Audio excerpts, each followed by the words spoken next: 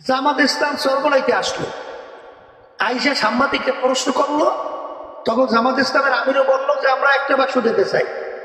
আমার কাছে প্রশ্ন করছে, আমিও বললাম যে একটা বাক্সই দিতে চাই। এই কথা ঠিক কিনা?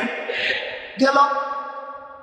এখন আমরা বলছি আমরা কখনো জোট করব না, আমরা নির্বাচনী একটা সমঝোতা করব।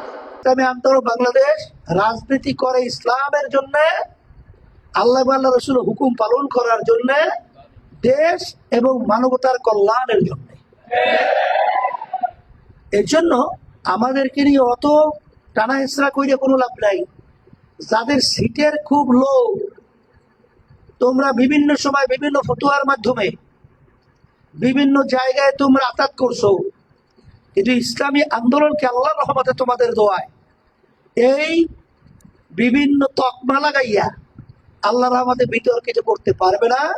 কারণ আল্লাহ রাব্বুল আলামিন সর্বদিক থেকে হেফাজত করবেন।